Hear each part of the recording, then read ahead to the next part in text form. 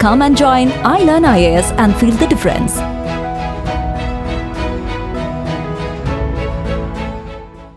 Hi, myself Mohammad Shinaz, one of the director of iLearn IAS.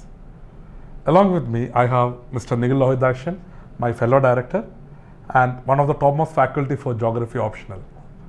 So today, we have our student Alfred Dovey, who has secured 57th rank in this year's UPC examination with geography as optional.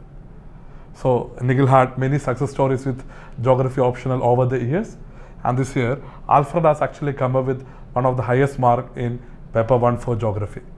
So Alfred is actually going to share with us his strategy for geography optional. Hi Alfred. So what made you to choose geography optional? Sir, my degree background was computer science, so it was not available in the list of optionals given by UPSC. So while choosing the optional, the things I went for is that it should be something interesting because we need to study it for a long period of time. The second thing, that we should have an academic support. The third thing, it should be scoring. So when I applied these filters, I went with geography because for geography, when I went to the syllabus, it seemed like interesting and it's a quite dynamic subject. So we'll have many things to learn over the years. And with respect to academic support, we had iLearn and Nikhil sir in Trivandrum. So it was the second filter was also done. And with respect to the third filter, if it's scoring or not, we had many success stories in the past. In fact, the year I joined, we had a pretty good result for geography. So, and the mark scoring opportunities and overlapping with GS paper was also high. So I decided to go with geography as the optional. Okay, so iLearn could actually provide you one of the best mentor, and also a continuous supply of toppers are already there, right? Yes. Okay. Then, what was your primary strategy for your GS1 paper? For GS1, the geography part, I did not do any separate study because it was already covered in geography. And not just GS1, even the GS3 economics and agriculture part, it's also somewhat covered in the geography paper too. And even for GS2, the geopolitical geography which we study, it will actually help us in writing answers for international relations, and also it had overlap with GS1, GS2, GS3. Okay, fine. So when it comes to the optional, it's divided into two papers. So what was your strategy for paper 1? So paper 1, the primary focus was on content. So what I did was, in my first attempts, I used to give more time to geomorphology. So for this attempt, what I did was I divided the time equally, and I gave little bit more focus for human geography. So before the exam only, I have decided that I'm going to attempt 2 questions from the human geography part.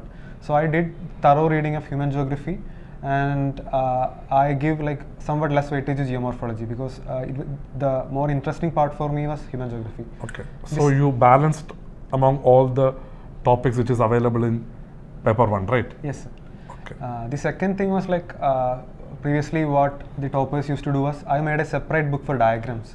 For all the chapters, I made a topic-wise diagrams list. And the day before the exam and 1 hour before the exam, I just skimmed through all that thing. Okay. So I could reproduce some of the diagrams in actual exam. So it has somewhat brought in a little bit of value addition to my answers.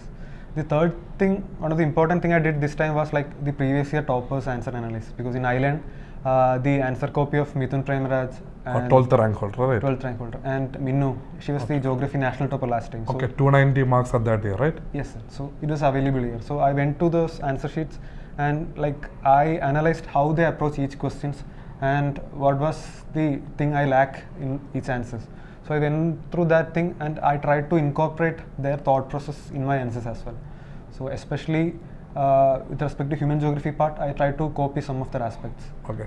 So when it comes to the paper 2, normally people say is that it's more like GS and all. So how do you differentiate over there?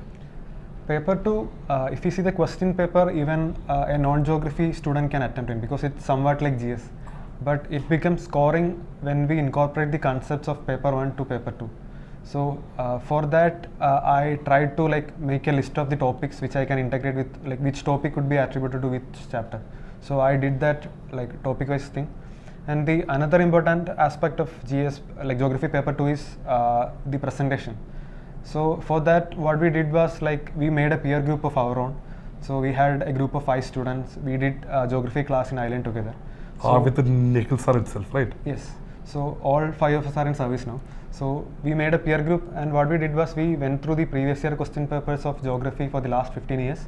So we brainstormed for each and every answers. Like we tried to put in like what diagram should be brought in for this particular answer, what concepts of paper one can be incorporated to this particular answer. So that exercise we did like for 2 months together. For every day we used to do that.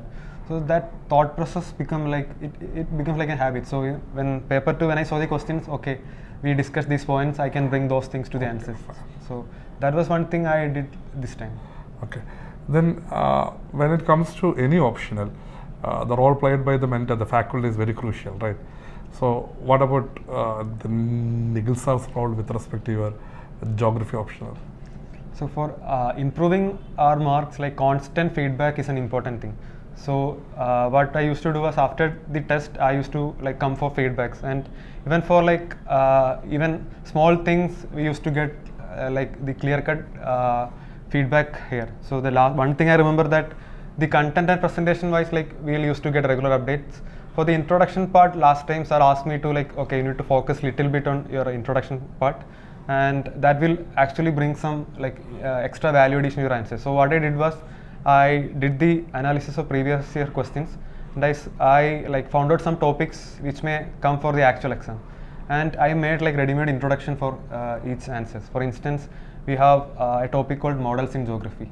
So I made ready-made introduction for all the models in geography, and actually this time we had a theory of Alfred Weber which was asked in geography. So I could reproduce that same thing. Same thing. So that like even the tiny observations and the feedback which we get from our like after the on the feedback session, it very much help us to like make a constant improvement.